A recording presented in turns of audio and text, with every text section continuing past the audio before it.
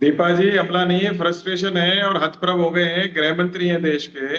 पर आप देखिए, 100 से ज्यादा लोग मणिपुर में मर चुके हैं, मृत्यु हो गई, भगवान के घर चले गए। 10,000 से ज्यादा घर जल गए और 50,000 से भी ज्यादा लोग बेघर हो गए। और 53-54 दिन निकल रहे हैं। सर्वदलीय बैठक, जो हमेशा डिबेट में हम कहते हैं भाई सर्वदलीय बैठक क्यों नहीं बुलाते, पार्लियामेंट क्यों नहीं बुलाते, अब जाके कह रहे हैं सर्वदलीय बैठक बुलाएंगे। तो ये उनकी हताशा दिखाती है। दिल्ली में इतने क्राइम हो गए, दूसरी स्टेट में जो गैर भाजपा शासित होते हैं तो हल्ला मचाने लग जाते हैं, ऐसा हो रहा है वैसा हो रहा है, खुद की बात पे चुप हो जाते हैं। देखिए, आप उनको 9 साल में ये समझ में नहीं आया है कि वो बीजेपी के गृह मंत्री हैं, पूरे देश के गृह मंत्री हैं। अब विपक्ष की बैठक हो रही है तो भारतीय जनता पार्टी को क्या प्रॉब्लम है भाई, आप मुझे बताइए। विपक्ष तो देखिए, जनता की आवाज, जनता की इच्छा शक्ति के अनुसार होता है। सन 77 में भी कोई चेहरा नहीं था, जैसे नैरेटिव क्रिएट करते हैं मोदी के सामने कौन।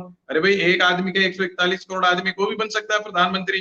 जब पीवी नरसिंह राव जी, मनमोहन सिंह जी, देवगौड़ा जी, गुजराल साहब, मोरारजी देसाई सब प्रधानमंत्री बन सकते हैं, तो दूसरा क्यों नहीं बन सकता कोई भी। खैर, ये इनका नैरेटिव है। ये क्योंकि इनको तो एक पाखंड की रचना रचनी है, देश को बेचते जाना है फटाफट। आयातित पूंजीवाद के संरक्षक ये लोग हैं, उन पूंजीवादियों को, देश को, इनको पूरी तरह से संभलाना है, इसलिए और टाइम मांगते हैं। भाई 10 साल कम थे क्या?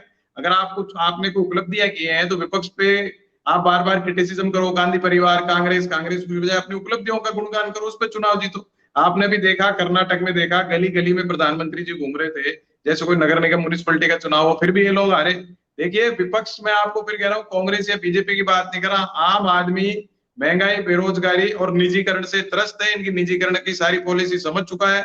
आप उपहास उड़ाते हो युवाओं का, चाय पकौड़ी जी, तल लो, नाले से गैस बना तो लो। आपने आपने अमित शाह जी के इस हमले पर सवाल कहा है। उन्होंने कहा है कि ये, आपने कहा कि हमला नहीं बौखलाहट है। उदय सिंह जी, मैं आपके पास आना चाहूंगी। देखिए, इस बैठक